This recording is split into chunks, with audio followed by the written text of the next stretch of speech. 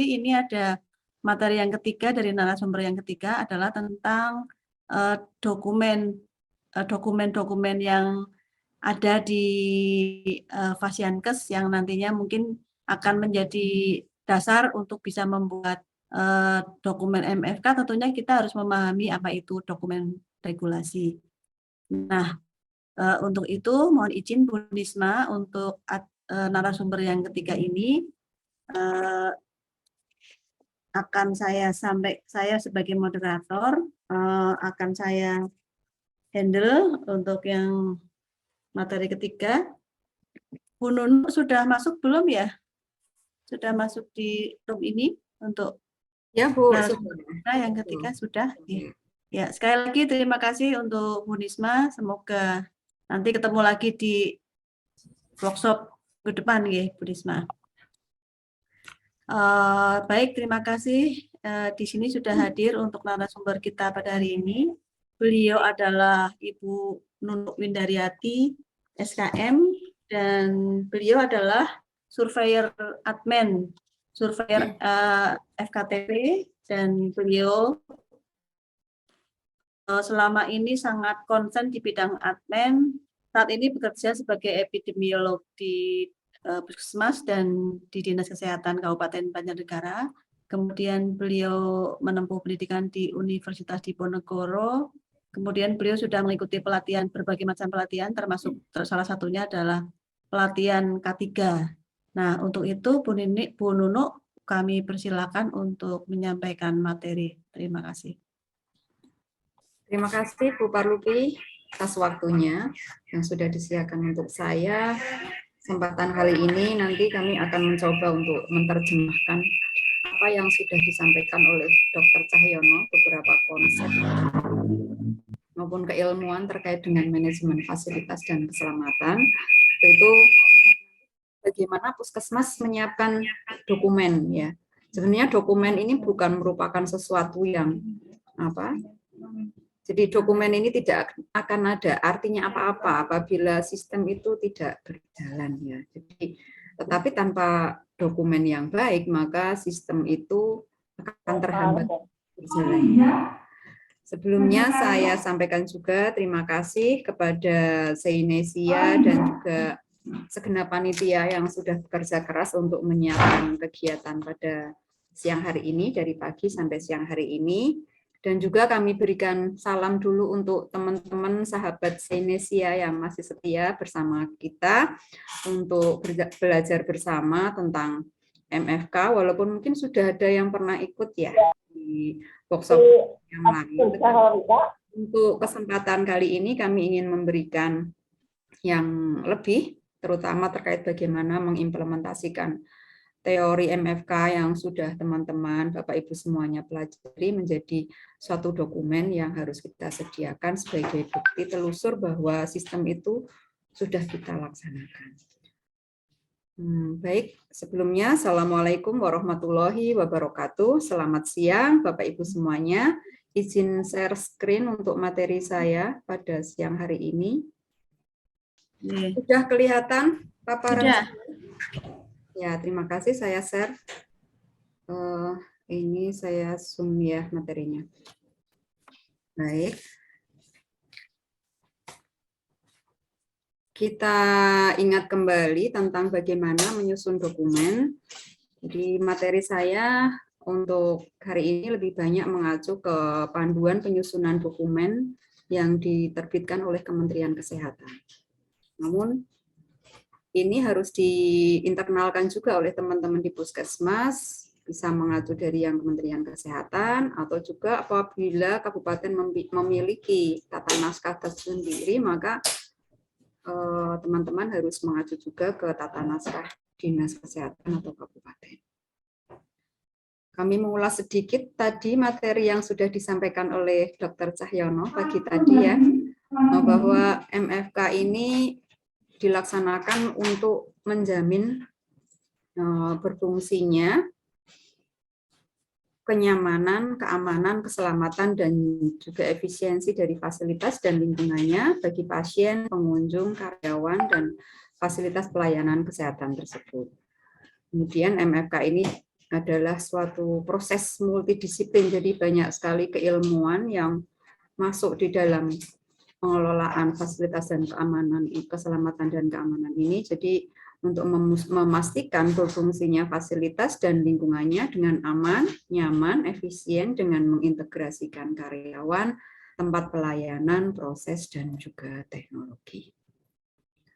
Adapun tujuan dari dilaksanakannya manajemen MFK ini agar puskesmas dalam menyelenggarakan kegiatannya itu bisa menyediakan fasilitas yang aman, berfungsi, dan suportif bagi pasien, keluarga, staf, dan juga pengunjung. Dan prinsip-prinsip dari pengelolaan MFK ini adalah yang pertama bahwa fasilitas fisik dan peralatan medis ini dikelola secara efektif. Fasilitas fisik ini meliputi bangunan dan juga prasarana atau sistem utilitas. Kemudian yang kedua, ada petugas yang mengelola fasilitas fisik dan peralatan medis secara efektif. Petugas ini bisa dalam bentuk tim apabila petugas di puskesmas itu jumlahnya banyak, tetapi apabila ketersediaan petugas itu sedikit, bisa ditunjuk satu penanggung jawab MFK. Kemudian apa yang harus dilakukan oleh manajemen ini? Yang pertama, mengurangi dan mengendalikan risiko. Kemudian yang kedua, mencegah terjadinya kecelakaan dan cedera, dan memelihara alat-alat sesuai dengan kondisinya. Dokumen MFK di puskesmas ini nanti meliputi apa saja. Yang pertama, kita harus menyediakan dulu dokumen-dokumen eksternal yang menjadi acuan bagi teman-teman puskesmas dalam menyusun dokumen internal. Jadi harus ada acuan yang jelas teman-teman untuk menyusun kebijakan, kemudian rencana 5 tahunan puskesmas, ini PTP. Jadi dokumen MFK ini juga perencanaannya masuk ke sistem perencanaan tingkat puskesmas.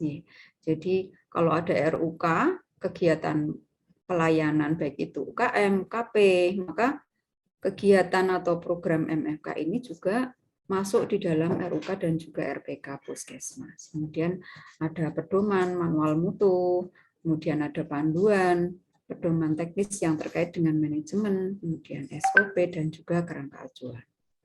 Nah, dokumen eksternal ini meliputi apa saja peraturan perundang-undangan yang dibuat oleh Kementerian Kesehatan maupun juga Dinas Kesehatan atau juga organisasi profesi yang menjadi acuan dalam penyelenggaraan manajemen dan juga upaya kesehatan. Semua dokumen internal ini diimplementasikan dan kita harus bisa menunjukkan bukti kegiatannya, baik itu berupa rekam implementasi kegiatan maupun juga dokumen-dokumen pendukung lain seperti adanya sertifikat pelatihan dan bukti-bukti kalibrasi. Dokumen tersebut digunakan untuk membangun dan membakukan sistem manajemen pelayanan.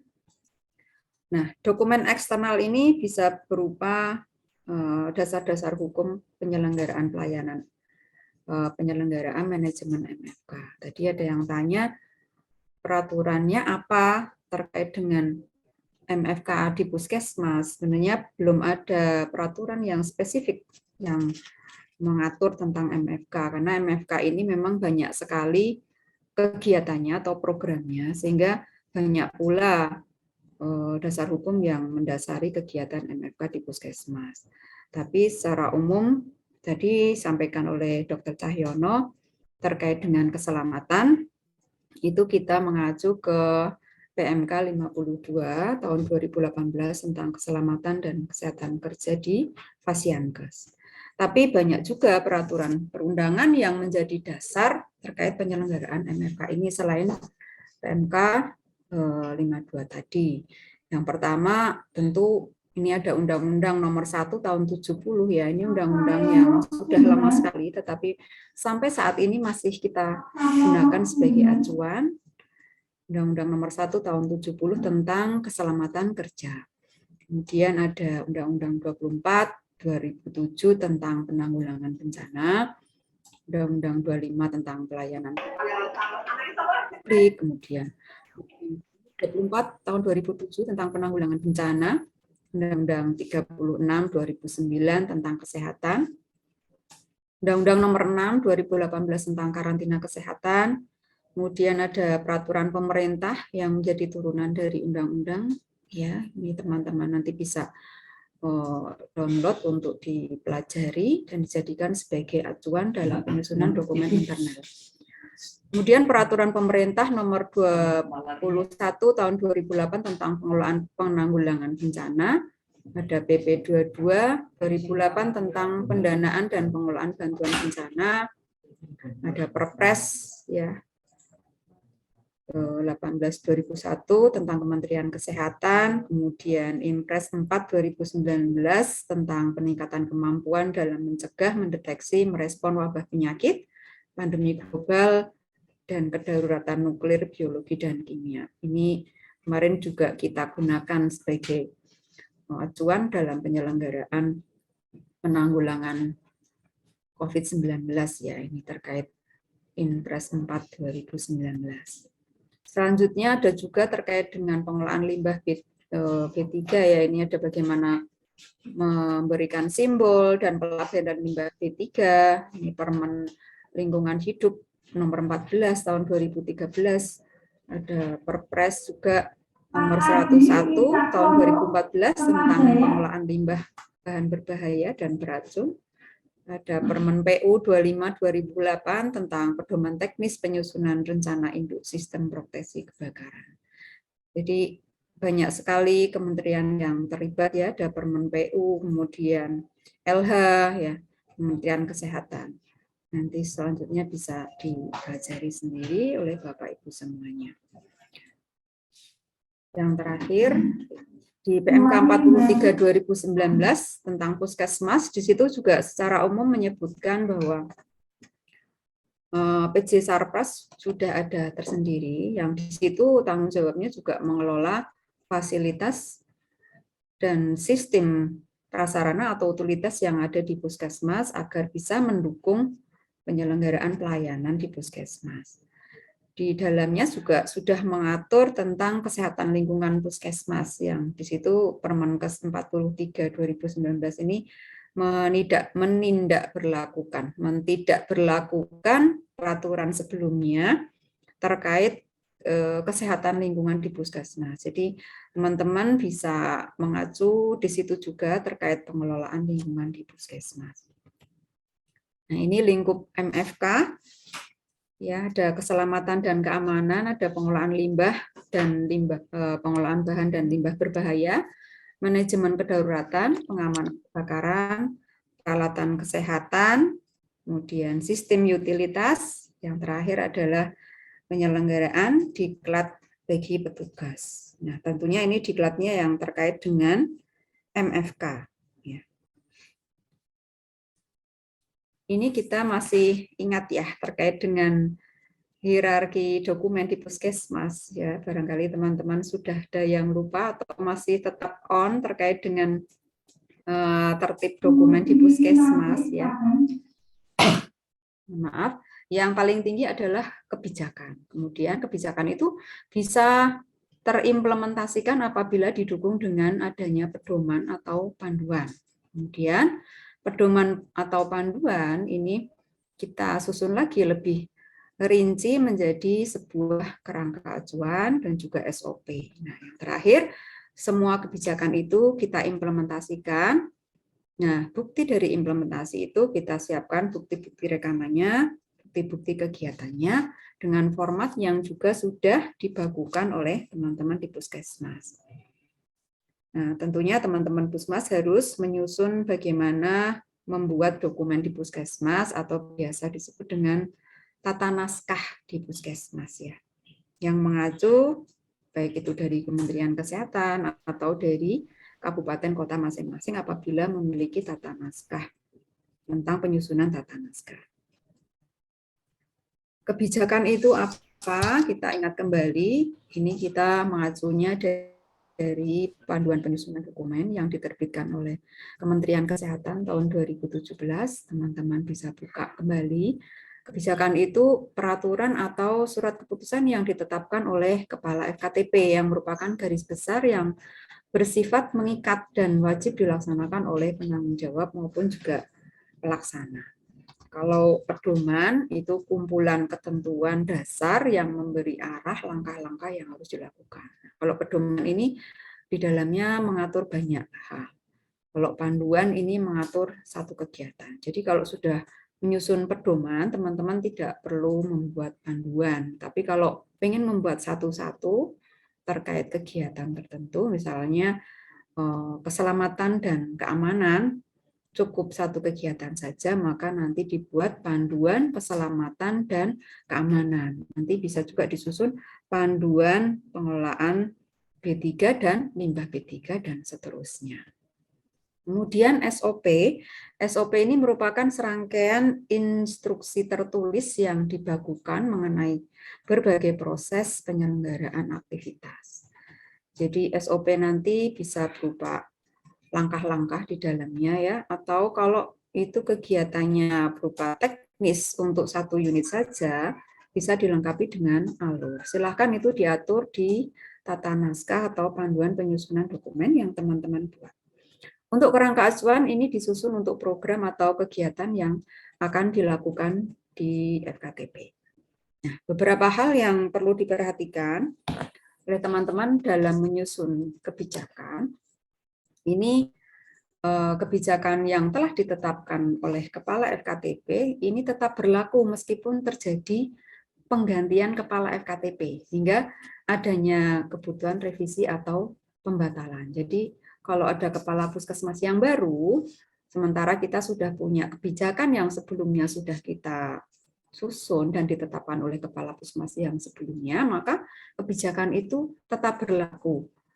Nah, beda halnya apabila memang sudah terjadi perubahan regulasi atau keadaan sehingga membuat kebijakan itu harus dilakukan revisi. Maka kepala puskesmas yang baru nanti yang melakukan revisi atau pembatalan kebijakan yang sebelumnya.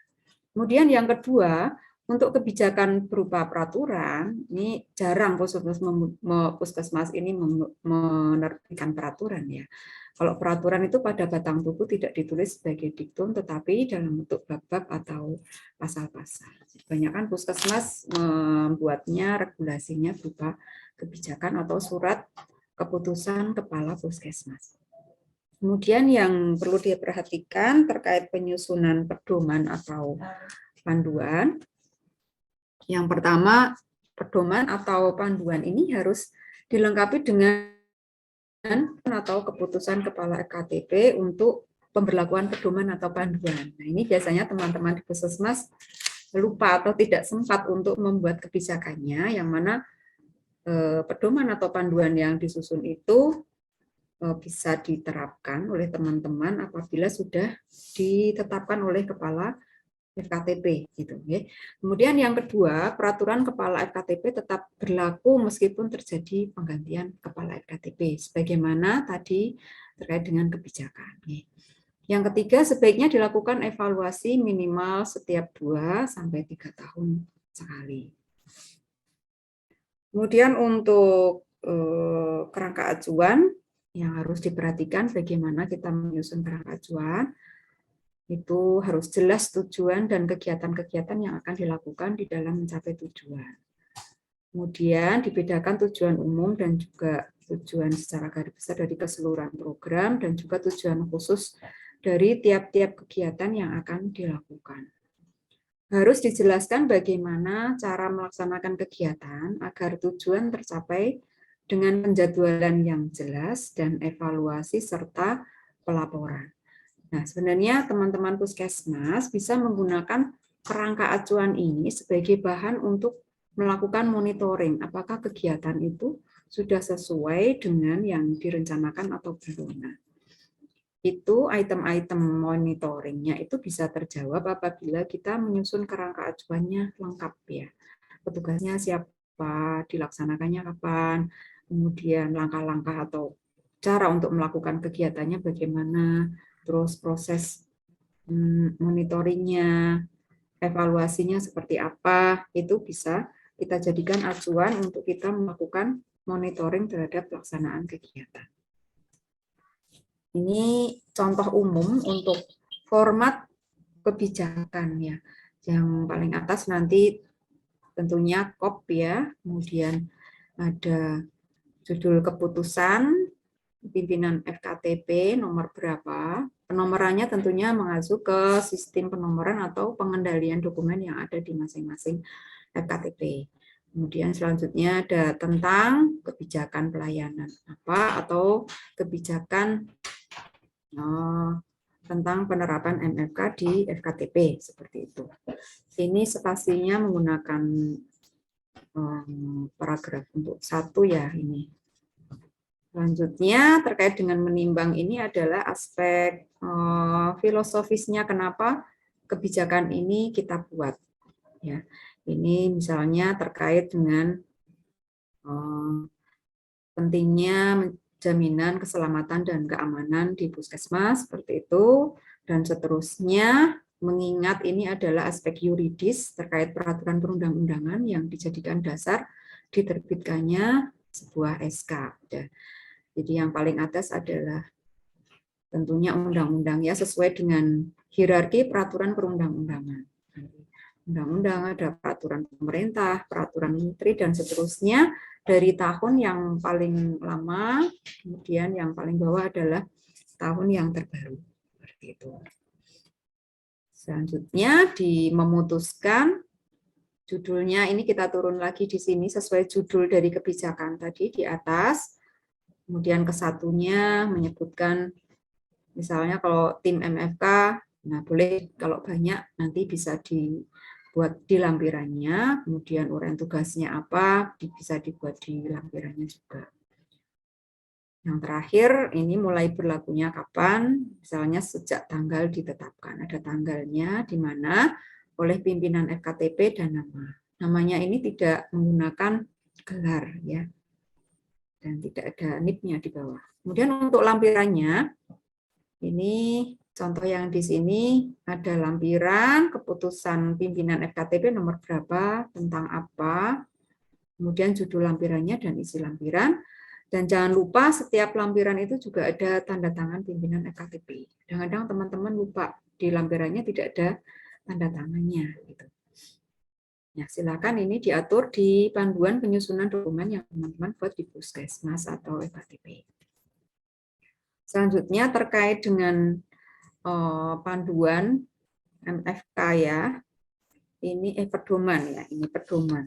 Kalau panduan lebih ringkas. Ini contoh pedoman. Kalau yang di panduan penyusunan dokumen di Kemenkes, di sana ada contoh panduan sistematika pedoman pelayanan ya, unit pelayanan. Di sana lebih kompleks lagi, tapi untuk program MFK bisa dibuat dengan format seperti ini. Ya, bisa dicontoh oleh teman-teman nanti meliputi pendahuluannya, kemudian latar belakang.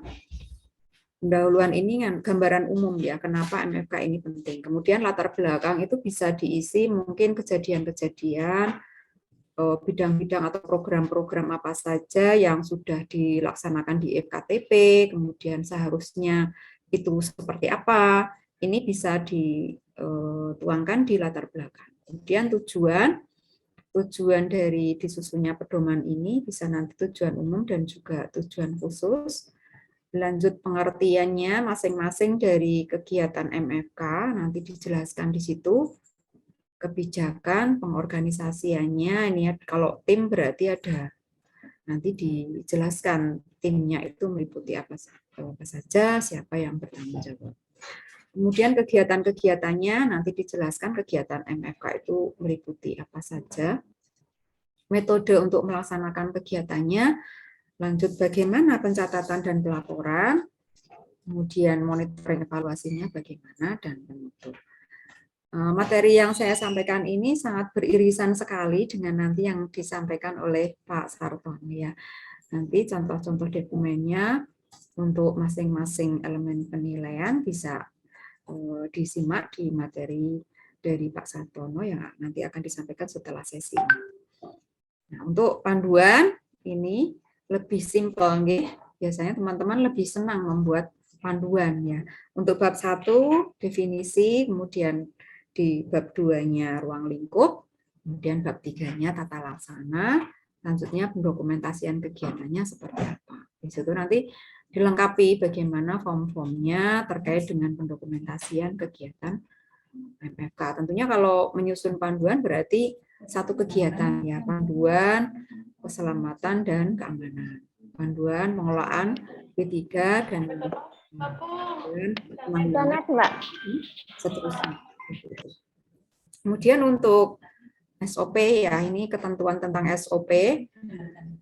SOP ini merupakan suatu perangkat instruksi langkah-langkah yang dilakukan untuk menyelesaikan proses kerja rutin tertentu. Jadi SOP ini dibuat oleh puskesmas dan juga dibuat untuk petugas, bukan untuk orang di luar institusi FKTP ya. Kemudian tujuan penyusunan SOP ini agar berbagai proses kerja rutin terlaksana dengan efisien, efektif, konsisten, seragam, dan aman dalam rangka meningkatkan mutu pelayanan melalui pemenuhan standar yang berlaku. Nah, manfaatnya apa? Untuk memenuhi persyaratan standar tentunya, kemudian mendokumentasikan langkah-langkah kegiatan dan memastikan staf FKTP memahami bagaimana melaksanakan kegiatannya. Nah, dasar hukum penyusunan SOP ini bisa mengacu Permenpan RB nomor 35 tahun 2012 tentang pedoman penyusunan SOP administrasi pemerintah, atau boleh juga mengacu dari pedoman penyusunan dokumen akreditasi FKTP tahun 2017. Dalam menyusun SOP ini harus jelas, ringkas, dan mudah dilaksanakan ya.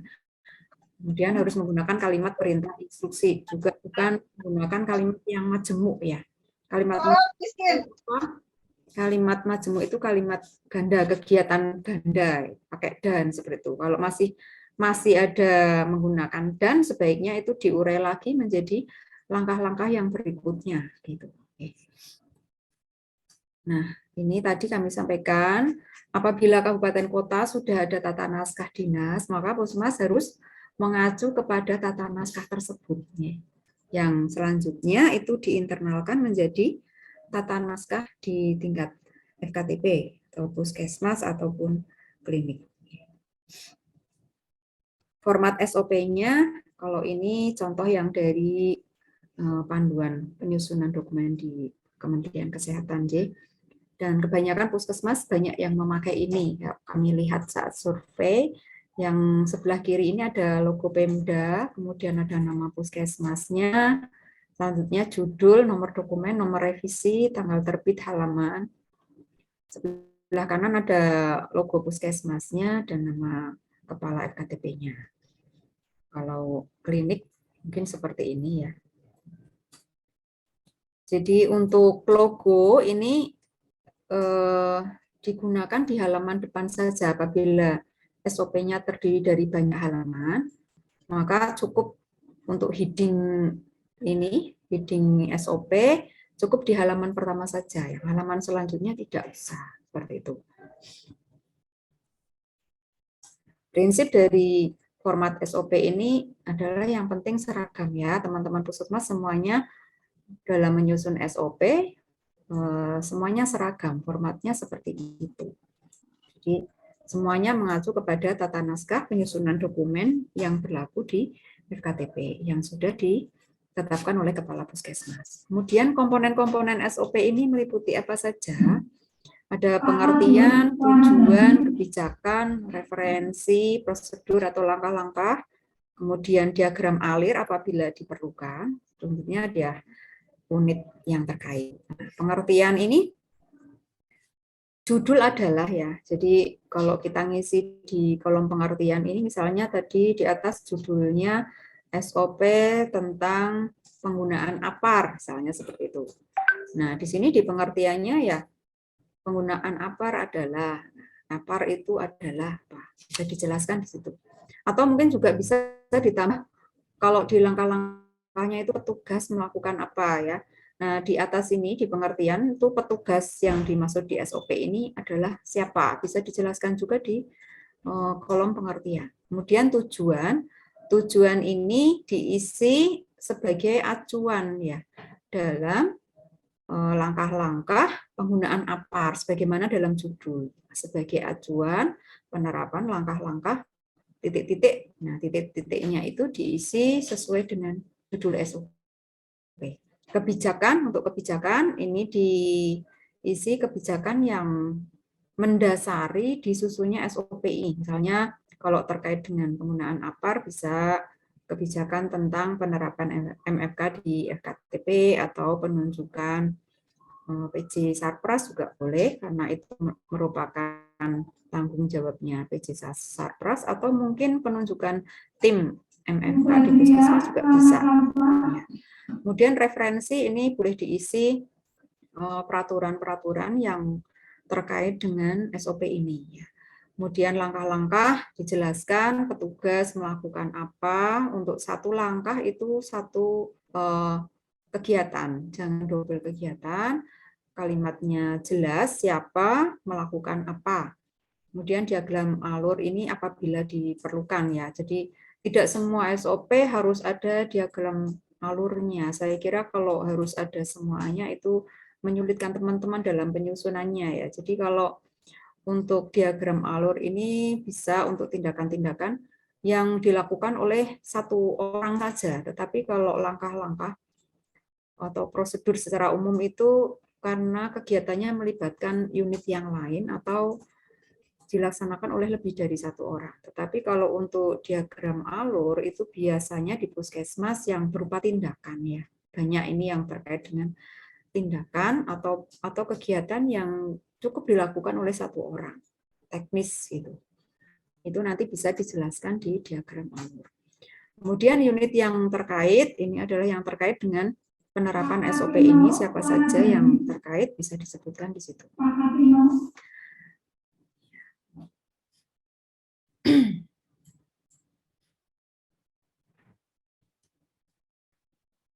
Baik, kami lanjutkan terkait dengan alur ya, ini contoh alurnya. Simbol-simbol untuk alur tentunya teman-teman juga harus semuanya sama untuk awal dan akhir kegiatan, simbolnya oval seperti ini, untuk langkah-langkah kotak, kemudian untuk kegiatan yang merupakan suatu pengambilan keputusan yang ya atau tidak dilakukan, maka simbolnya adalah seperti ini, jajaran genjang seperti itu. Jadi teman-teman silakan diatur di panduan penyusunan dokumen di puskesmas. Untuk SOP tindakan, agar memudahkan di dalam melihat langkah-langkahnya dengan bagan alir, persiapan alat dan bahan dan lain-lain, namun tidak boleh mengurangi item-item yang ada di SOP. Nah, ini bisa ditambahkan satu garis lagi terkait dengan persiapan alat dan bahan. Seperti itu. Selanjutnya yang terkait dari hierarki dokumen untuk MFK ini, yang terakhir adalah rekam implementasi atau bukti kegiatan. Ya. Ini adalah dokumen yang menjadi bukti objektif dari kegiatan yang dilakukan atau hasil yang dicapai sesuai kegiatan yang direncanakan. Seperti itu.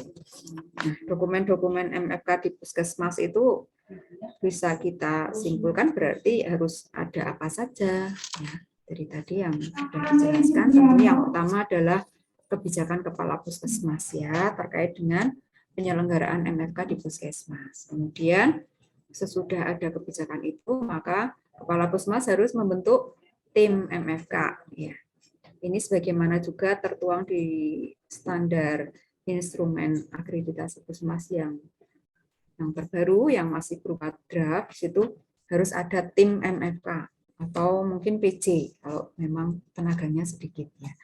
Nah, kebijakan ini bisa diimplementasikan apabila didukung dengan pedoman. Nah, yang kedua harus ada pedoman atau panduan teknis yang terkait dengan MFK. Kemudian kerangka acuan, bisa kerangka acuan kegiatan atau kerangka acuan program MFK secara umum. Yang selanjutnya ada SOP terkait dengan program MFK ya, teman-teman nanti harus melengkapi. Kemudian ada perencanaan atau program MFK, dan terakhir adalah bukti-bukti atau rekam kegiatan. Selanjutnya yang terkait dengan kebencanaan tadi disampaikan juga oleh Dr. Cahyono. Maka puskesmas itu juga harus punya rencana kontingensi ya. Walaupun sebenarnya rencana kontingensi ini puskesmas tidak menyusun sendiri ya, tetapi oleh tim ya. Nah, teman-teman nanti tentunya di puskesmas harus bekerja sama dengan tingkat kabupaten untuk menyiapkan rencana kontingensi ini. Sebelumnya, rencana kontingensi ini meliputi apa saja terkait dengan penanggulangan bencana di puskesmas, jenis-jenis dokumennya itu bisa dibagi menjadi 3, prabencana, saat tanggap darurat, dan juga pasca bencana. Nanti dokumennya berupa apa? Kalau prabencana, ini jika situasinya tidak terjadi bencana, maka yang dilakukan oleh puskesmas apa? Melakukan analisis risiko.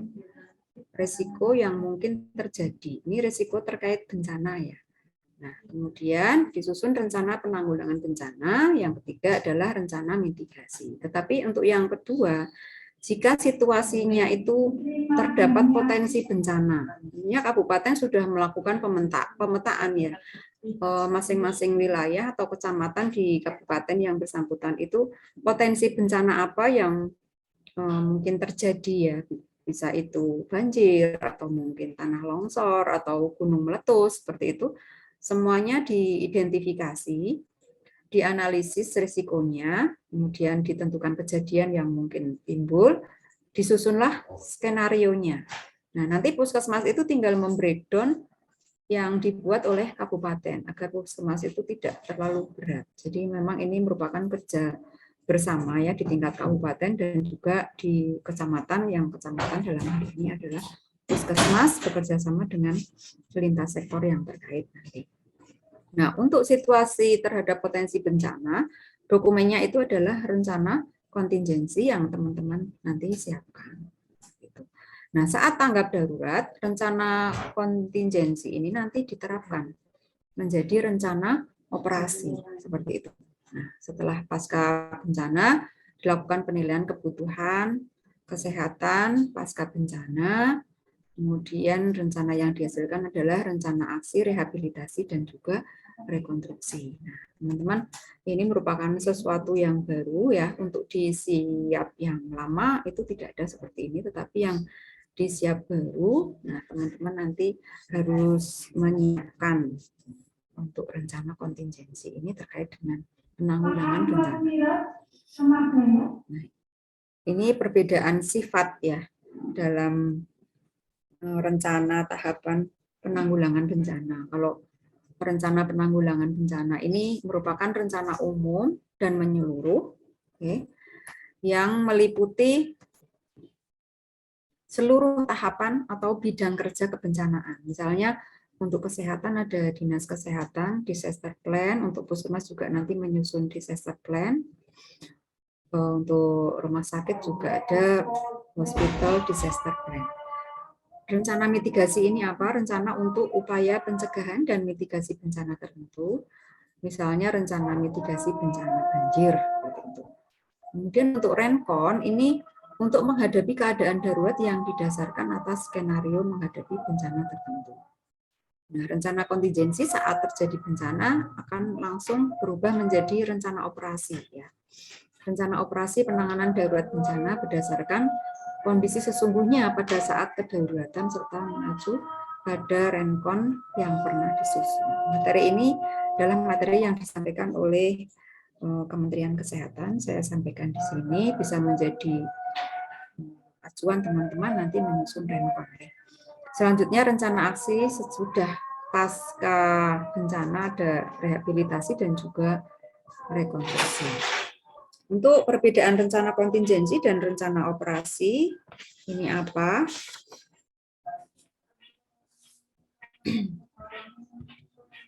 Sudah ada di sini.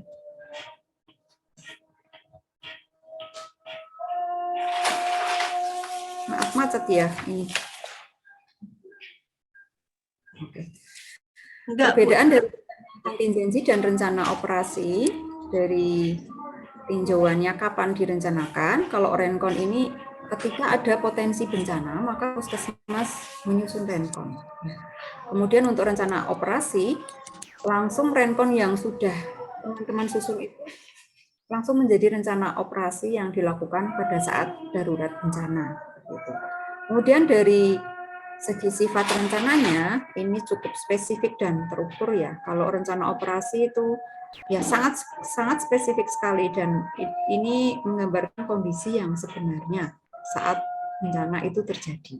Pihak-pihak yang akan terlibat ini juga disusun di renkon, di rencana operasi sungguh benar-benar yang terlibat itu siapa harus muncul di situ. Kemudian ancaman yang mana? Satu ancaman proyeksi, kalau yang rencana operasi satu ancaman yang sudah terjadi. Seperti itu. Dari segi proyeksi waktu, umur perencanaan ini untuk waktu tertentu. Kalau rencana operasi, jadwal operasinya itu singkat ya. Nanti ada batasan sampai kapan rencana operasi ini diberlakukan. Seperti itu. Kemudian tataran atau level pembuat rencana ini adalah manajer, kalau di rencana operasi sudah pelaksana di lapangan. Dari segi jenis perencanaan, ini untuk renkon itu merupakan suatu penyiapan, tetapi kalau di rencana operasi itu merupakan suatu kegiatan untuk mengerahkan semua sumber daya untuk bersama-sama berperan melaksanakan rencana operasi yang sudah ada. Lanjut untuk bagaimana prinsip penyusunan rencana kontingensi ini, yang poin-poin yang harus diperhatikan bahwa renkon ini dibuat untuk menghadapi keadaan darurat yang masih bisa ditanggulangi oleh kapasitas wilayahnya ya. Kemudian disusunnya secara bersama-sama dengan pihak-pihak yang terkait. Jadi puskesmas nanti tidak menyusun sendiri seperti itu. Nggak usah bingung ya dengan renkon ya. Jadi nanti dinas kesehatan yang menyusun dulu, baru nanti di-breakdown di tingkat puskesmas seperti itu. Skenario dan tujuannya harus disepakati bersama sehingga nanti saat renkon ini diterapkan menjadi rencana operasi, tugas dari masing-masing itu jelas dan ditetapkan peran dan tugas setiap pihak yang terkait agar tidak terjadi lempar tugas dan atau mungkin tumpang tindih tugas ya, sehingga kegiatan itu bisa berjalan dengan efektif dan efisien. Selanjutnya isinya rinci siapa melakukan apa, di mana, bila mana, dan bagaimana kegiatan itu dilakukan. Sehingga sangat spesifik sekali. Nah, formatnya terkait dengan renkon, ini teman-teman bisa mengacu ini, nanti ada gambaran umum, kemudian di bab 2-nya penilaian risiko dan penentuan kejadian, kemudian pengembangan skenario-nya, kebijakan dan strategi, bab 5-nya ada perencanaan klaster kesehatan, situ ada manajemen dan pengendalian, untuk B-nya rencana teknis tim dan subklaster. Nah, di dalam poin A, manajemen dan pengendalian, itu ada aktivasi klaster kesehatan, subklasternya, kemudian ada struktur organisasi, peta respon, sistem informasi dan komunikasi, manatnya bagaimana. Kemudian di B-nya ada tim data dan informasi, logistik, promosi kesehatan, subklaster pelayanan kesehatan, P2 dan keselingnya, pelayanan gizinya nanti bagaimana, kesehatan jiwanya terkait dengan bencana yang terjadi, kemudian bagaimana kesehatan reproduksi, ini merupakan bidang-bidangnya kesehatan ya, nanti kita perannya di situ. Untuk bab 1-nya ini diisi gambaran wilayah untuk geografi, sebaran penduduk, kondisi geologi, dan seterusnya. Kemudian gambaran sumber daya kesehatan yang ada, Sarkes dan juga SDM-kesnya seperti apa.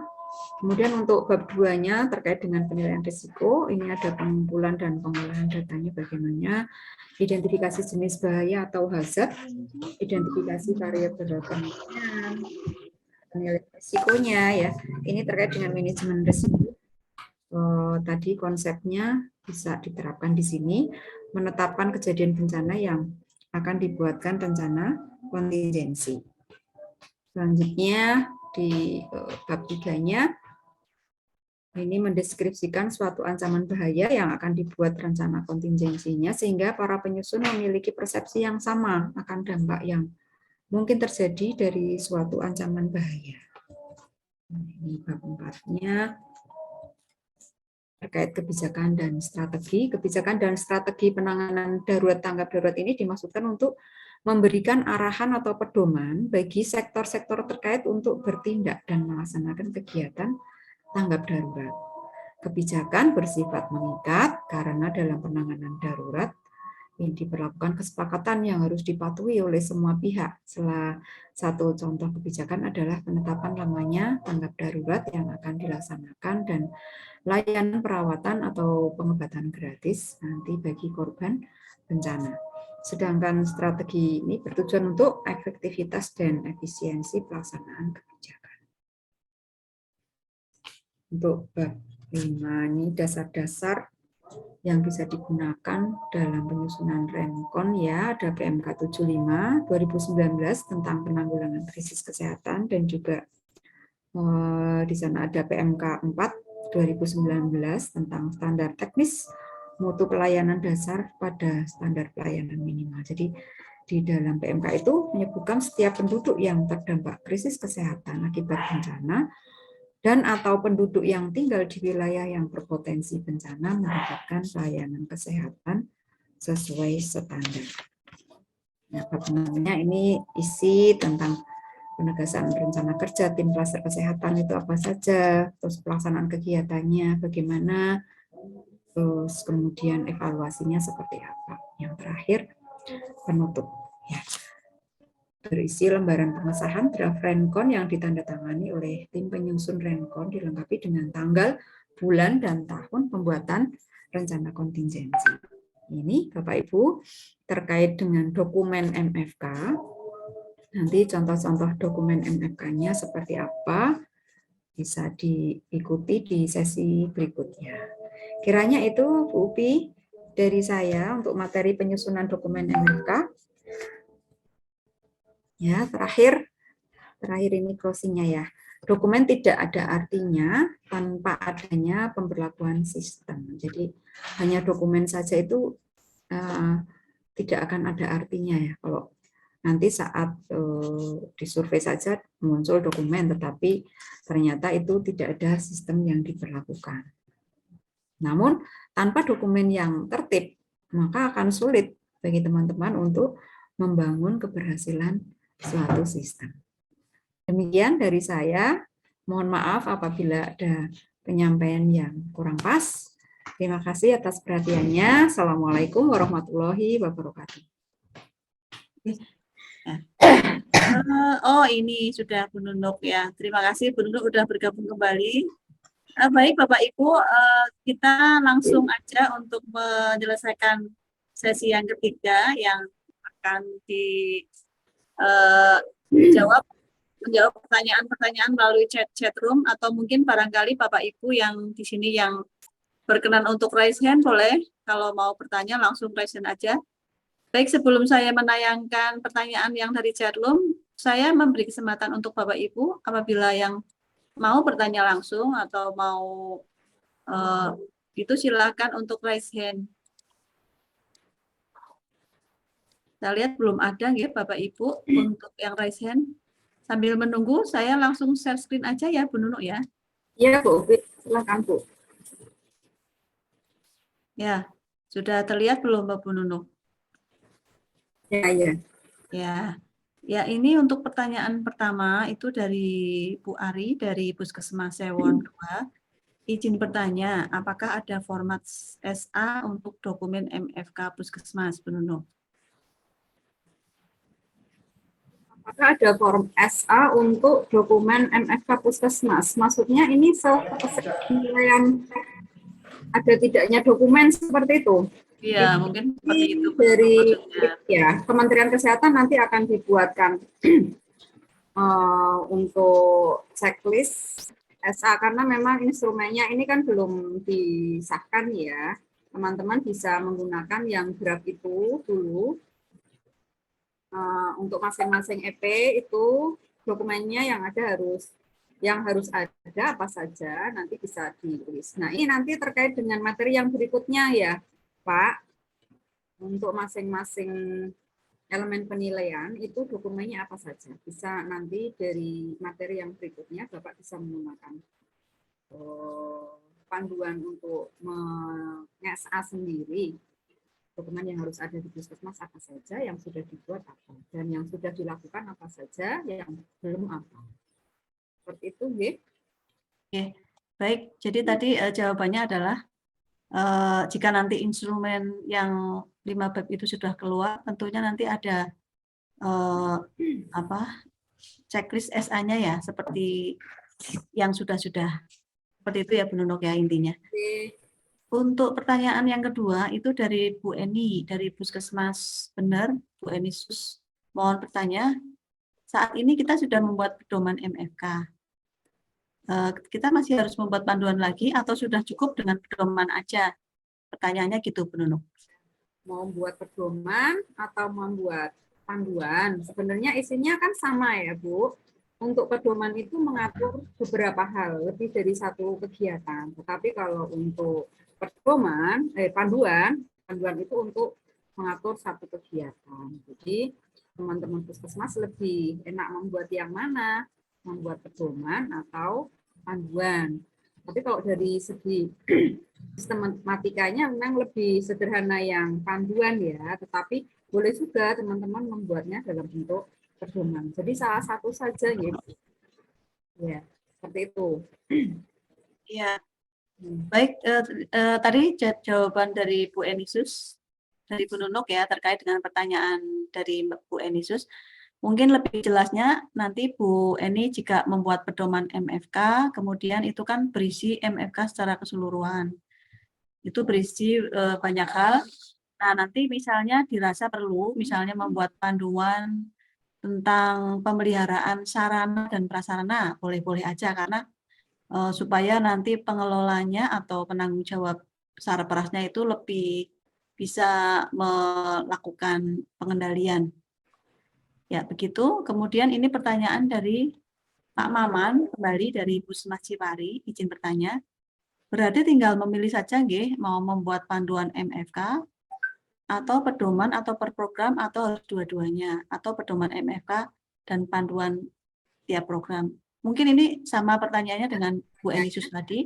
Bu Nunuk mungkin beda sedikit ya. Ini ingin memperjelas. Intinya yang jelas kita ada kegiatan itu punya acuan untuk melaksanakan kegiatannya ya. Kalau tata naskah di penyusunan panduan itu bab 1 definisi, bab 2-nya ruang lingkup kegiatannya apa saja, kemudian tata laksananya, yang terakhir bagaimana pendokumentasian kegiatannya, termasuk monitoring evaluasinya. Nah, cukup saja salah satu dibuat. Kalau misalnya keselamatan dan keamanan itu mau membuatnya bentuknya panduan boleh, tetapi kalau misalnya teman-teman ingin membuatnya jadi satu, beberapa program itu jadi satu menjadi pedoman MFK yang di dalamnya sudah lengkap mengatur semua program yang ada di MFK juga boleh seperti itu. Tidak harus dibuat dua-duanya. Tidak harus ya Bu, tetapi kalau teman-teman masing-masing program ingin menurunkannya lagi menjadi satu kegiatan, menjadi satu pedoman, satu panduan, ya silakan. Ya, baik. Terima kasih. Ini jawaban dari Bu Nunuk. Saya ulangi lagi untuk kesimpulannya bahwa kalau misalnya di Puskesmas itu mau membuat pedoman, kemudian diperjelas dengan panduan, boleh saja. Kalau intinya kalau pedoman itu berisi lebih luas, jadi mengatur banyak hal. Tadi contohnya pedoman MFK itu mengatur banyak hal. Lalu kemudian kita juga harus kembali di EP-nya itu meminta apa. Kalau misalnya di EP-nya itu meminta pedoman, itu harus dibuat pedoman. Seperti itu Bapak Ibu. Contohnya kalau di 14 itu kan meminta pedoman MFK, berarti memang harus dibuat pedomannya. Demikian ya Bu Nunuk ya. Mungkin tambahannya. Ya, kemudian untuk pertanyaan selanjutnya ini dari Dr. Irma, Puskesmas Bontonyeleng. Bontonyeleng itu mana ya? Bu Nunuk tahu ini dari provinsi mana ya? Nah, apakah kalau ada SOP yang pakai diagram alir, semua harus pakai diagram alir, begitu Bu Nunuk. Ini kayaknya pertanyaan ini sering sekali ditanyakan dan emang ini butuh kejelasan Bu Nunuk. Terima kasih. Ya, untuk SOP, kalau semuanya mau pakai diagram alir, kiranya itu berat untuk puskesmas ya. Jadi tidak ada ketentuan semua SOP itu harus punya diagram alir. Jadi diagram alir itu lebih menjelaskan langkah demi langkah dan ini lebih ke kegiatan yang dikerjakan oleh satu orang ya. Misalnya SOP tindakan injeksi seperti itu. Nah, itu bisa dibuat alurnya. Kalau di MFK misalnya SOP penggunaan APAR ya, itu kan yang menggunakan satu orang, jadi bisa nanti dibuat alurnya. Tetapi silakan itu diatur di panduan penyusunan dokumen Bapak Ibu. Bila mana SOP itu dilengkapi dengan diagram alir. Kalau di puskesmas itu teman-teman karena kesulitan, jadi bisa disepakati di situ yang kegiatan yang merupakan suatu tindakan ya. Jadi misalkan tindakan-tindakan di pelayanan klinis seperti itu, yang mana nanti alurnya itu bisa ditempel untuk mudah melihat petugas untuk dijadikan acuan dalam memberikan pelayanan seperti itu. Jadi tidak harus semua SOP itu harus ada diagram alirnya, dan itu silahkan diatur di panduan tata naskahnya puskesmas. Seperti itu, Bu. Oke. Baik, ini untuk Dr. Irma, jawaban dari Bu Nunuk itu kesimpulannya, apakah semua SOP harus pakai bagian alir atau tidak, itu tergantung dari tata naskah yang dibuat oleh puskesmas dan mungkin juga yang diatur oleh Dinas Kesehatan. Karena ada beberapa kabupaten yang memang dia membuat tata naskah di tingkat kabupaten yang jadi pedoman di tingkat puskesmas. Jadi kembali ke tata naskahnya masing-masing.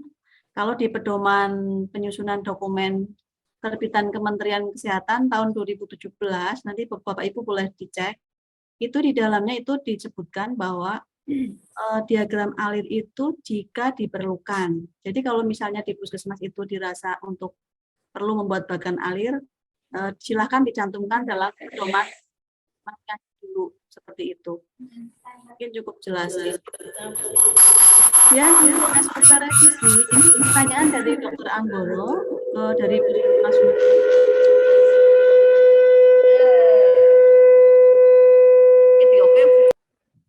mohon maaf, ini bukan dari perangkat saya ya.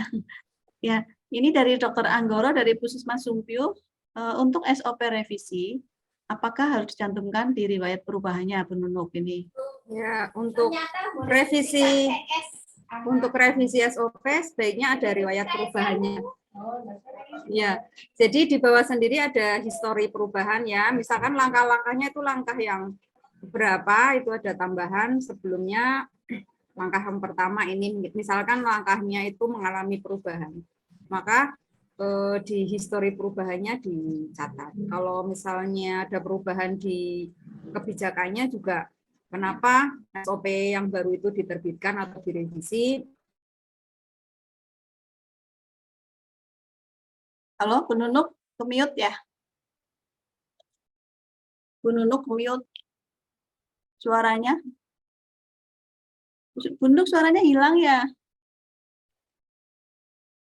Baik, ini sepertinya Bu Nunuk suaranya menghilang. Untuk menjawab pertanyaan selanjutnya, tadi saya ingin bacakan juga chat yang terkait dengan pertanyaan yang pertama, yang ini saya baca chat dari Bu Iin ya, ini Bu Iin juga ini masternya nih, pendamping yang master nih. Jadi dia mendukung, sepakat Bu Nunuk kami menerapkan, jadi untuk pendapat dari Bu Iin juga, untuk SOP yang perlu bagan alir itu hanya untuk tindakan kritis, sehingga yang butuh diagram alir, seperti itu. Saya sih sepakat aja ya, karena supaya tidak mempersulit puskesmas. Tentunya seperti itu. Baik Bapak Ibu, untuk Bu Nunuk sudah mulai ini lagi, masuk lagi, kayaknya terpental ya Bu Nunuk ya. Oke, baik, sambil menunggu pertanyaan dari Bu Nunuk, Saya membacakan pertanyaan selanjutnya, izin bertanya terkait tata naskah di Puskesmas kami telah terjadi penggantian pimpinan FKTP, apakah dalam perubahan tata naskah dan SOP yang diubah, apakah terkait revisi? Bentar, ini intinya kalau ada pergantian di pimpinan dalam perubahan tata naskah dan SOP, apakah terkait ini dibuat oleh pimpinan FKTP yang baru kami cantumkan secara bersama atau diubah saja yang dicantumkan?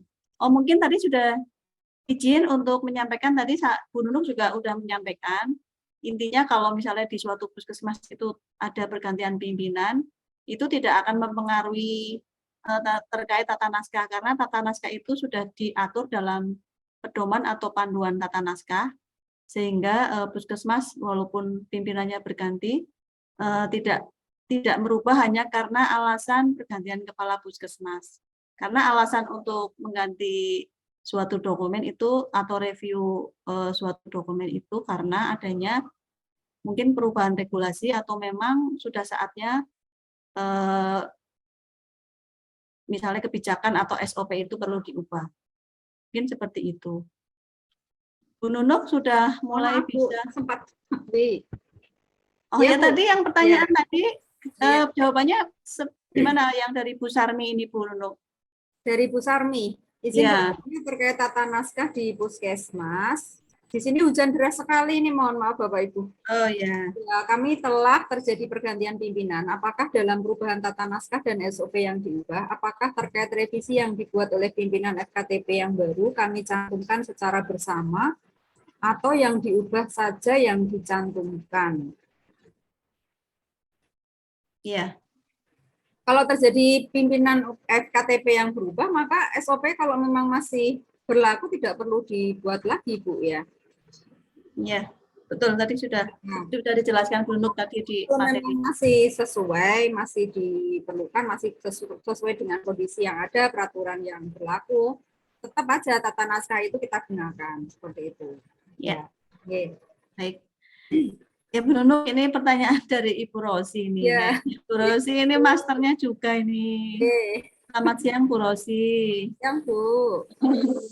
Izin bertanya, kalau heading SOP untuk halaman 2 dan seterusnya tidak ada, untuk menulis item halaman di mana? Terima kasih Bu Rosi. Ya, jadi memang pengalaman kalau headernya atau kopnya SOP itu dibuatnya masuk ke header ya, itu untuk ngeprint selanjutnya itu memang juga kesulitan. Jadi harus ngedit halaman 2 dari 4, kemudian kalau ngeprint lagi berikutnya halaman 3 itu harus ganti satu-satu. Nah, sebenarnya di pedoman penyusunan dokumen dari Kementerian Kesehatan itu ada menyebutkan seperti itu. Kalau misalnya pakai kop itu nggak perlu halaman berikutnya dicantumkan ya. Sebenarnya itu lebih memudahkan puskesmas juga. Jadi kalau misalnya halamannya berikutnya nanti bisa dicantumkan di pojok kanan bawah atau di bawah center seperti itu. Nah, silakan itu juga diatur di panduan penyusunan dokumen supaya teman-teman puskesmas semuanya sama seperti itu. Jadi kalau tidak masuk di header nanti ngeprint yang berikutnya juga lebih mudah, tidak kemungkinan terjadi kesalahan print itu kecil seperti itu ya. Itu pengalaman di puskesmas nggih.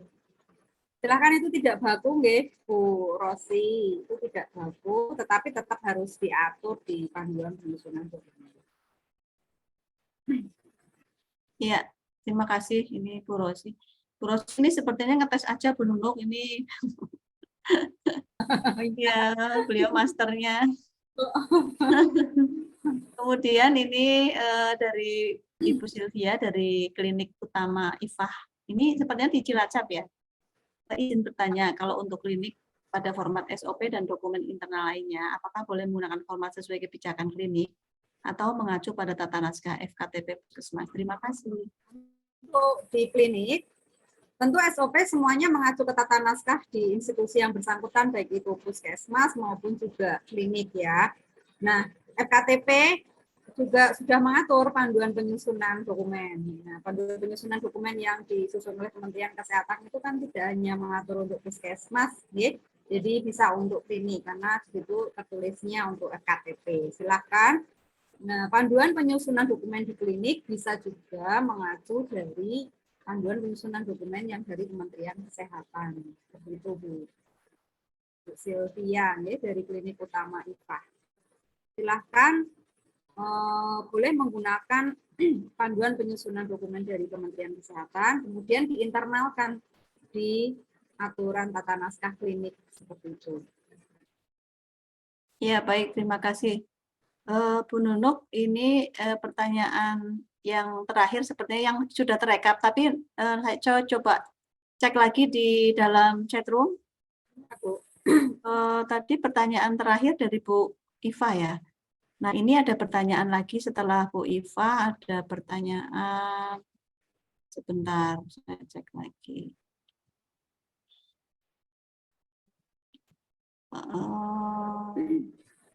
Ya, ini selanjutnya ada pertanyaan dari Ibu Nuril ya. Ibu Nuril dari Puskesmas mana ini ya?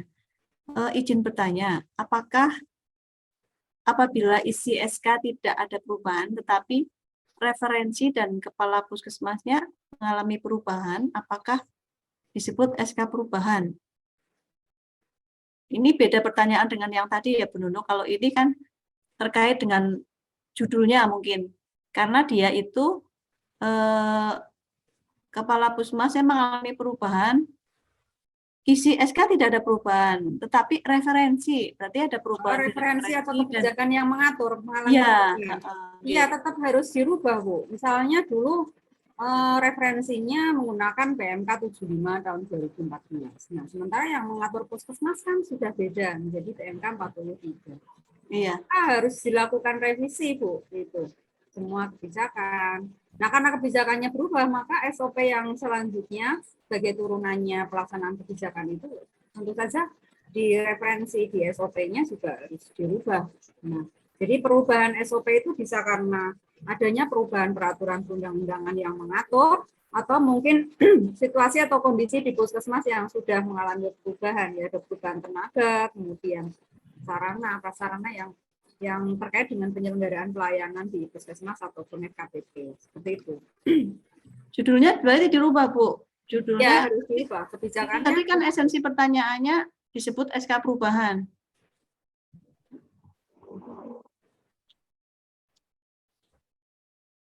Halo, Bu Nunuk? Iya. Ya. Berarti disebut SK perubahan. Betul. Ini Ya. pertanyaan seperti itu. Apabila ICK tidak ada perubahan, tetapi referensi dan kepala puskesmasnya sebenarnya yang mendasari dirubahnya suatu aturan yang ada di puskesmas ini lebih ke referensinya yang mengacu penyelenggaraan pelayanan tersebut, bukan karena kepala puskesmasnya yang berubah, ya. Ya. Tapi ternyata memang kepala puskesmasnya juga sedang berubah, ya, otomatis berubah juga. Tapi yang lebih mendasari adalah karena referensi atau kebijakan yang mengatur itu sudah mengalami perubahan. Jadi dasarnya bukan karena perubahan kepala puskesmas. Baik, terima kasih Bu Nunuk. Izin, ini ada pertanyaan selanjutnya dari Bu Fatimah ya. Maaf, ini salah aste. Bu Fatimah menanyakan, izin bertanya Bu, untuk beberapa SK kami mengacu Permenkes 75 tahun 2005.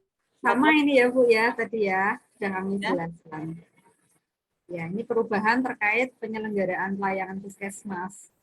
Karena Permenkesnya sudah berubah, nah dulu kan teman-teman banyak yang SK-nya itu mengacu ke PMK 75 ya. Tetapi sekarang Permenkesnya sudah berubah menjadi PMK 43, maka ya kebijakan yang ada di puskesmas pun berubah seperti itu. Ya. Ya, dan isi Permenkes 75 dengan Permenkes 43 juga sangat banyak perubahan. Banyak perubahan. Ya, terkait organisasi, kemudian pelayanannya, ya, bagaimana penyelenggaraan pelayanan esensial, pengembangan itu apa saja, itu ada perubahan antara PMK 75 dengan PMK 43, seperti itu.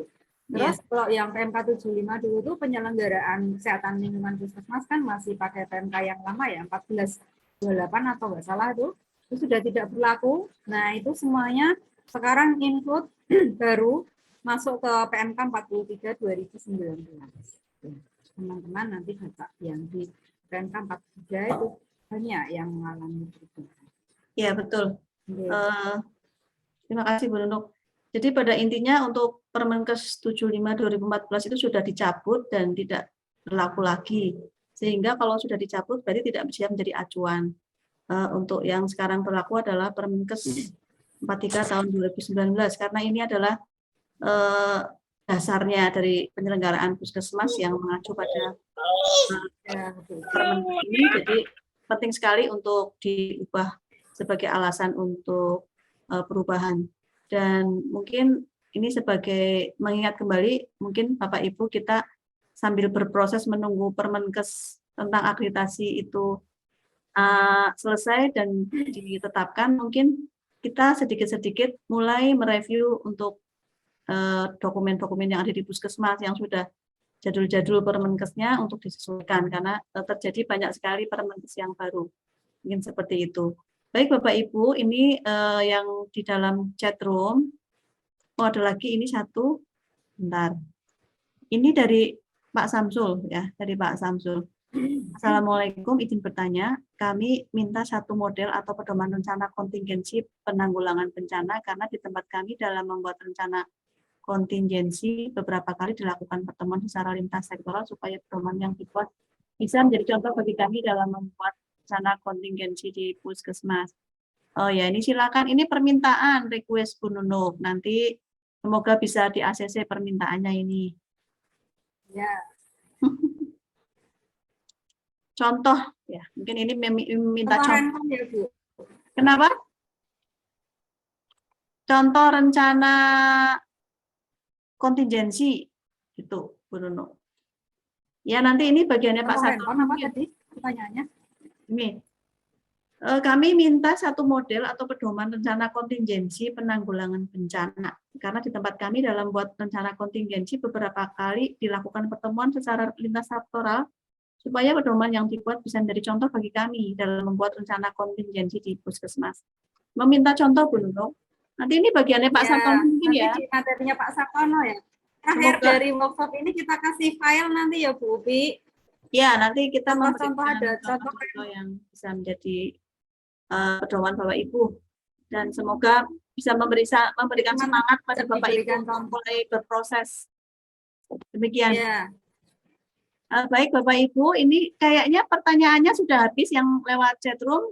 Saya akan stop share. Mungkin barangkali ada yang mau berdiskusi boleh, karena saya lihat di sini juga banyak sekali yang para pendamping atau mungkin Bapak Ibu surveyor. Jadi masih ada waktu 15 menit barangkali meminta masukan atau diskusinya untuk 15. Oh sebentar, ini ada yang raise hand.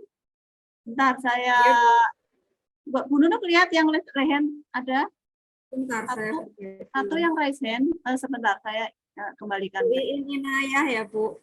Oh iya, ini Bu Iin ini juga master ini pendamping yang sudah advance ini. Bu Iin monggo silahkan berpendapat Bu Iin. Matur nuwun Bu Upi. Izin tanya dan mohon sarannya kepada narasumber Bu Nunuk. Jadi kami di Kabupaten Tegal itu tahun 2019 sudah mengeluarkan tata naskah untuk puskesmas. Kemudian berjalannya waktu di akhir 2021 itu ada peraturan bupati yang mengatur tentang puskesmas yang baru. Nah, di situ ada beberapa regulasi yang berubah sehingga kami memandang perlu melakukan perubahan tata naskah. Hanya saja ada aturan teknis yang belum dikeluarkan oleh pemerintah kabupaten yang semestinya dan biasanya itu dikeluarkan dengan keputusan kepala bupati. Nah, saat ini pedoman tata naskah yang sudah kami siapkan, kami memang belum launching ke teman-teman puskesmas, Bu. Alasannya karena kalau kami launching sekarang, kemudian SK-nya terbit setelah kami launching pedoman tata naskah, maka teman-teman puskesmas itu otomatis kan harus merubah ya Bu, harus merubah kembali karena itu kan akan kita cantumkan juga begitu ada regulasi, perubahan regulasi di kabupaten, kami juga harus mengikuti. Nah, mohon sarannya Bu, apakah pedoman tata naskah yang sudah kami revisi itu bisa kita launching atau kalau pendapat saya sementara cancel dulu Bu, seperti itu. Sehingga nanti teman-teman Pusmas itu tidak kerepotan. Ini sudah mulai berproses merubah dokumen, kemudian karena ada beberapa perubahan di tata naskah memang Bu. Nah kalau misalnya kemudian beberapa waktu atau beberapa bulan kemudian kami mengeluarkan lagi, berarti kan ada perubahan kembali Bu. Mohon sarannya Bu Nunuk. Matur nuwun. Ya, Terima kasih baik. pertanyaannya Bu. Udah langsung ditanggapi ya. Iya. Jadi Dinas Kesehatan sudah menyusun tata naskah di tingkat kabupaten. Nah, ini mau di launching, bingung ya Bu, mau segera di launching, nanti Puskesmas harus merubah dokumennya, apa kita tunda launchingnya seperti itu ya. Sebenarnya itu bisa diatur di, kalau misalnya nanti menjadi suatu peraturan bupati atau apa itu Bu nanti ya, tentang tata naskah di tingkat kabupaten untuk UPTD Puskesmas, bisa diberikan tenggang waktu batas maksimal berapa tahun Puskesmas semuanya harus melaksanakan aturan ini seperti itu. Jadi ada tenggang waktu Puskesmas untuk menindaklanjuti. Jadi tidak langsung misalnya peraturan itu diterbitkan, waktu itu juga Puskesmas harus menyesuaikan. Tetapi silakan itu Puskesmas diberikan tenggang waktu untuk bisa melaksanakannya. Seperti itu mungkin saran saya ya Bu. Karena tentu Puskesmas juga pasti ingin segera punya tata naskah itu ya di tingkat kabupaten supaya menjadi acuan Puskesmas. Jadi ini sebenarnya meringankan Puskesmas untuk tidak menyusun tata naskah sendiri. Jadi satu kabupaten nanti bisa sama. Seperti itu Bu. Silakan. Ya, terima kasih. Bu Iin, demikian jawabannya.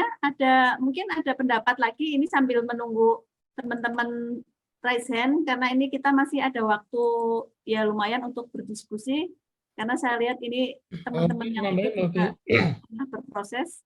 Silakan kalau ada Bu Iin mau menanggapi, atau mungkin ada Bapak Ibu yang lain, atau mau yang bertanya juga boleh, silakan. Boten Bu Upi, matur nuwun Bu Nunuk. Ya, masukannya. Ya, jadi mungkin ini kita nanti menambahkan waktu atau tenggang waktu tadi yang disampaikan Bu Nunuk di dalam kebijakan yang akan kami keluarkan. Nggih, matur nuwun. Oke. Ya, matur nuwun Bu Iin. Bu Iin. Baik, Bapak Ibu dipersilahkan, jangan ragu-ragu jika ada yang ingin berpendapat atau ingin bertanya melalui workshop pada hari ini. Mungkin ada Bapak Ibu surveyor di sini yang rawuh juga, silahkan kita berdiskusi untuk tentang tata naskah. Karena sesinya ini tentang dokumen ya. Nanti kalau udah sesinya Pak Sartono langsung mengerucut kepada penyusunan dokumen khusus MFK. Kalau yang materinya Bu Nunuk ini tentang penyusunan dokumen secara umum teorinya. Seperti itu mungkin. Jadi apabila ada yang mau bertanya, kami persilahkan. Saya lihat di chatroom juga tidak ada lagi yang bertanya. Ini sudah terjawab semuanya. Saya coba scroll lagi karena saya sempat terpental tadi.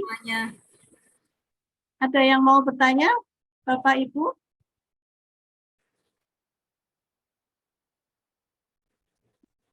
Tinggal menyusun dokumennya ya. Ya, baik. Bu Nunuk, di sini juga hujan deras, ya. Semoga aja suara yang diterima di tempat Bapak Ibu tidak terganggu karena di sini sangat hujan deras. Nanti mungkin beberapa saat lagi saya akan mematikan video supaya lebih lancar ininya. Mungkin di sini ada yang mau menambahkan terkait dengan tadi yang didiskusikan, silakan Bapak Ibu. Bu Nunuk juga hujannya juga deras ya, makanya videonya dimatikan ya. Kalau menambahkan Bu Upi. Oh ya, aduh terima kasih. Ini narasumber kita sudah rawuh ya Pak Sartono. Kami persilakan untuk menambahkan dalam diskusi ini. Ya, baik, terima kasih. Assalamualaikum warahmatullahi wabarakatuh. Waalaikumsalam warahmatullahi wabarakatuh. Teman-teman, ini mohon maaf mungkin kameranya kurang bagus ya, karena ini kebetulan laptopnya kurang support untuk masang virtual background. Nah, pertama saya ingin menyampaikan terima kasih teman-teman sudah luar biasa, karena dari pagi bukan hal mudah duduk lama sampai sejauh ini ya. tapi ternyata masih setia dan masih mau mengikuti diskusi kita hari ini. Yang menarik tadi adalah terkait dengan tata naskah. Tadi ada 2 pertanyaan terakhir yang menurut saya menjadi penting. Yang pertama, apakah kemudian ketika kabupaten membuat tata naskah itu harus segera launching, atau bagaimana? Kalau saran saya memang langkah sudah tepat ya dari Dinas Kesehatan Tegal tadi, memang sebaiknya dinas memfasilitasi untuk membuat tata naskah, karena kasihan puskesmas kalau kemudian harus menyusun sendiri. Karena bagaimanapun cantolan puskesmas adalah kebijakan dinas, kemudian Dinas Kesehatan pasti cantolan adalah tata naskah yang dikeluarkan oleh pemerintah kabupaten atau kota masing-masing. Meskipun memang dari kota kadang-kadang ada beberapa dokumen yang tidak diatur, tetapi menjadi kebutuhan puskesmas, maka itu menjadi tugas teman-teman di Dinas Kesehatan untuk membuat dokumen tadi, ya, membuatkan contohnya seperti apa, kemudian segera di-launching-lah ke puskesmas, karena kalau kita lihat memang di dalam aturan pembelian dokumen, itu kan masa retensi sekitar 3 tahun. Jadi sebenarnya jangan sampai kemudian 4 tahun kemudian belum diapa-apakan, bahkan tata naskah pun belum di-launching. Jadi ketika mau di-launching masih menggunakan tata naskah yang lama. Jadinya hanya 2 kali kerja nanti kalau kemudian tidak segera di-launching. Tinggal nanti sepakati saja. Yang kedua, terkait dengan perubahan SK atau kebijakan apapun, memang ada 3 hal yang mendasar kenapa sebuah kebijakan harus dirubah. Yang pertama adalah karena ada regulasi pusat yang memungkinkan dan mengharuskan untuk dirubah. Apakah dari regulasinya berubah, atau mungkin ada program baru yang ternyata diatur dalam regulasi itu, dalam SK tadi, maka mau tidak mau harus dirubah. Yang kedua, perubahan bisa juga karena ada kebijakan secara internal, bisa jadi perubahan orangnya, bukan kepala puskesmas, bukan ya. Misalnya gini, SK itu kan 2 hal mengatur ya, mengatur kebijakan dan mengatur sebuah pekerjaan. Ya, rata-rata kan itu SK itu.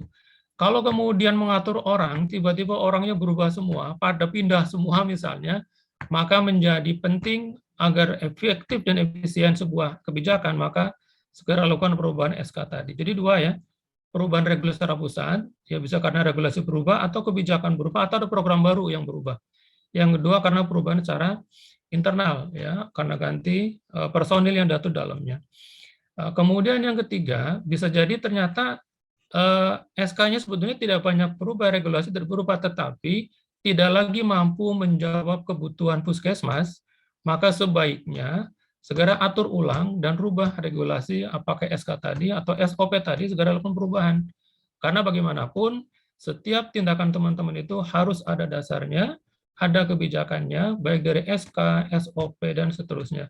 Saya rasa itu 2 hal yang perlu saya tambahkan, Bu Pi, sekedar saran saja. Terima kasih. Terima kasih Pak Sartono sudah menambahkan untuk pendapat yang tadi terkait dengan pertanyaan dari Bu Inaya. Ya, ini ada lagi 1 pertanyaan, Bu Nunuk. Iya, Bu. Waktu. Boleh ya, izin? Saya off kamera ya, Bu. Iya, nggak apa-apa. Ya. Nah, Pak Sartono tetap ikut, karena habis ini Pak Sartono ya. Nanti kita diskusi juga. Ya. Dari Pak Samsul ini, Assalamualaikum, izin bertanya lagi. Tata naskah kami dinas sudah dibuatkan, tapi puskesmas mereka buat sendiri. Jadi gimana nih? Maksudnya, jadi dinas juga sudah membuatkan, tapi kemudian puskesmas membuat sendiri. Gitu pertanyaannya intinya.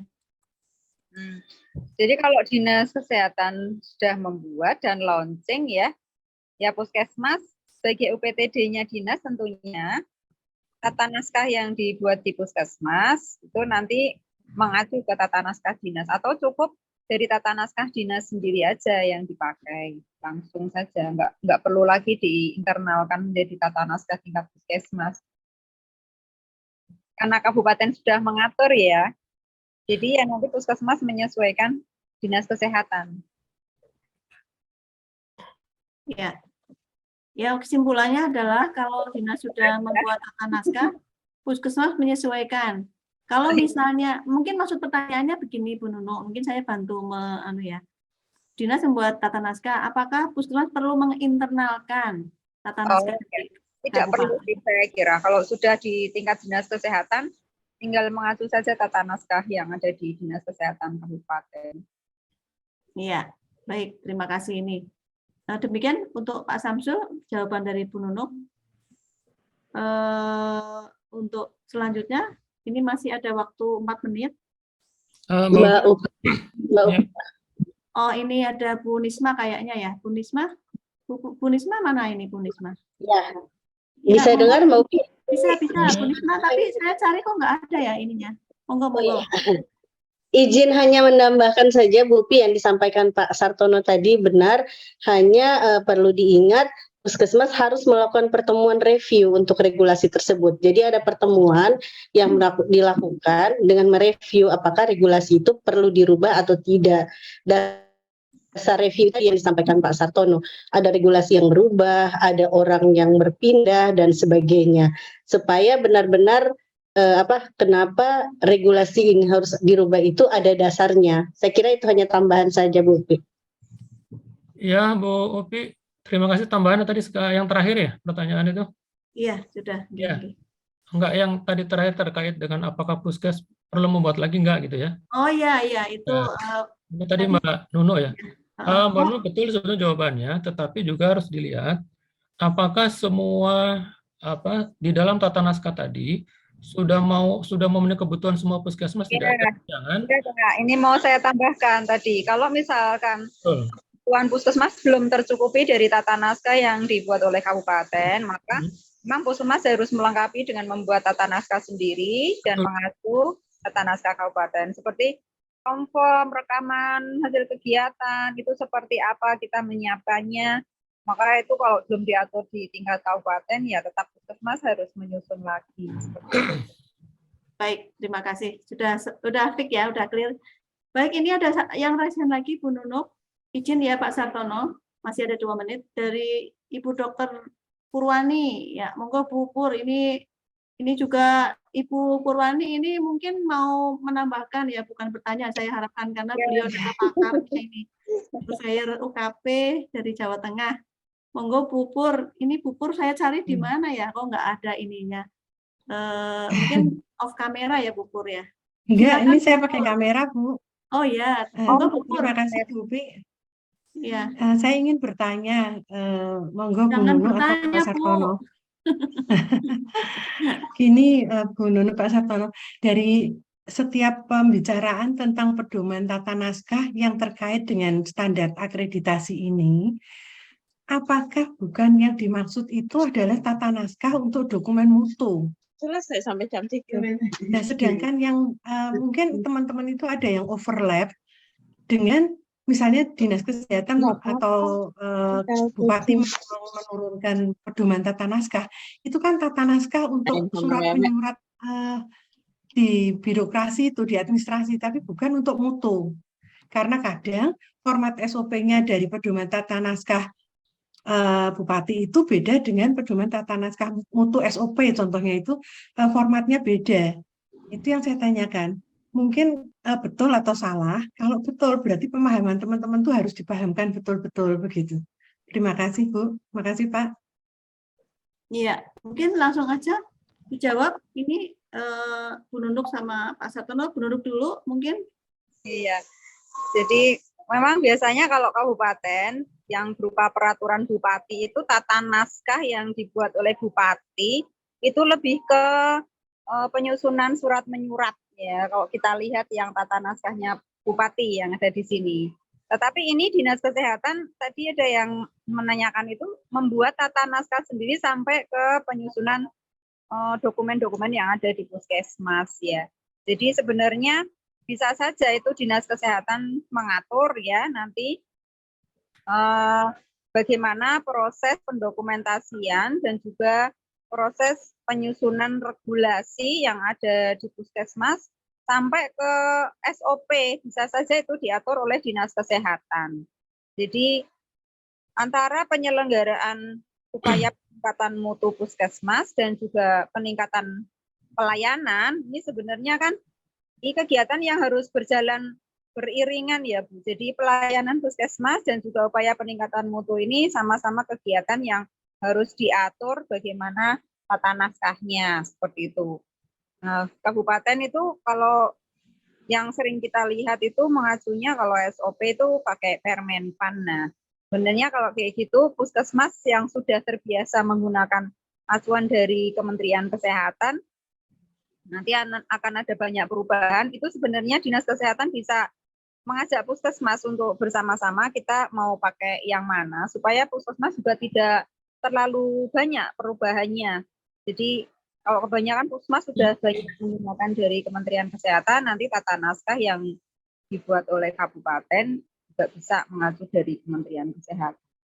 Cuman memang beda ya, kalau yang menilai itu dari ombudsman itu nggak mau yang dari Kementerian Kesehatan. Kadang puskesmas harus menyiapkan sendiri itu yang untuk penilaian pelayanan publik.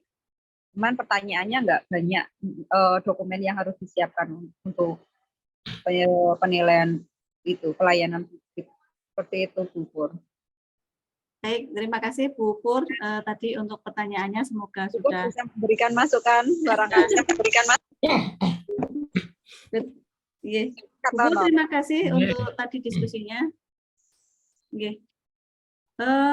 Ini sudah jam 13.32, Bu Nunuk, saatnya udah sesinya Bu Nunuk sudah berakhir. Namun ini sedikit ada masukan dari peserta juga yang lewat Japri. Untuk tadi yang tentang pedoman tata naskah, yang jika kabupaten sudah membuat pedoman tata naskah, itu puskesmas menginternalkan, maksudnya menginternalkan supaya bisa mengakomodir, jadi anggap saja nanti yang dari pedoman tata naskah dinas itu sebagai dokumen eksternal, kemudian nanti puskesmas itu membuat, bisa mengcopy, tapi kalau ada yang kurang, yang misalnya mau membuat tata naskah notulen, berarti dia harus menginternalkan, karena mungkin di tata naskah kabupaten tidak sampai mengatur ke notulen. Jadi itu bisa diinternalkan apabila memang pedoman tata naskah di kabupaten itu kurang lengkap, kurang bisa mengakomodir. Seperti itu mungkin. Untuk Bu Nunuk. Okay. Bu Pi, saya nggak bisa resen. Oh, ini siapa ya? Pungki. Oh, Dokter Pungki. Dokter Pungki mau bertanya atau mau Pak Sartono mohon izin ya, ini satu pertanyaan lagi ya. Iya, monggo, gimana? Oke, ini dari Dokter Pungki. Ya. Silakan Dokter. Mau nimbrung aja Bu Pi.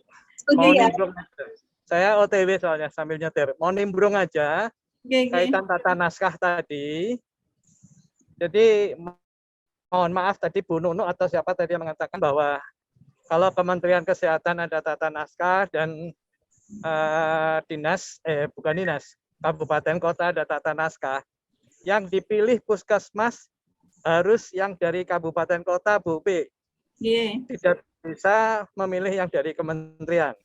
Itu aja tambahan saya, Bu Pi. Ya, terima kasih. Terima kasih Bu Nunuk, ini tadi menambahkan. Terima kasih untuk masukannya. Ya, terima kasih Dokter Pungki. Makanya tadi kalau Dinas Kesehatan mau membuat, ya karena kebanyakan puskesmas kita lihat itu SOP-nya mengacunya ke kementerian. Itu kan sebelum ditetapkan menjadi suatu tata naskah, bisa bergening begitu mungkin ya. Kalau dari puskesmas kita pakai ini biar nanti tidak terlalu banyak perubahan. Dinas Kesehatan bisa mengacu dari Kementerian Kesehatan untuk tata naskah penyusunan SOP-nya. Barangkali begitu. Bisa saja sih dengan menggunakan Permenpan RB ya, untuk dibakukan menjadi tata naskah di kabupaten. Tapi intinya tetap puskesmas mengacu ke Dinas Kesehatan. Seperti itu. Terima kasih Pak Pungki. Ya, baik. Terima kasih Bu Nunuk, terima kasih untuk materi yang tentang pedoman tata naskah. Sama-sama Bu. Oke.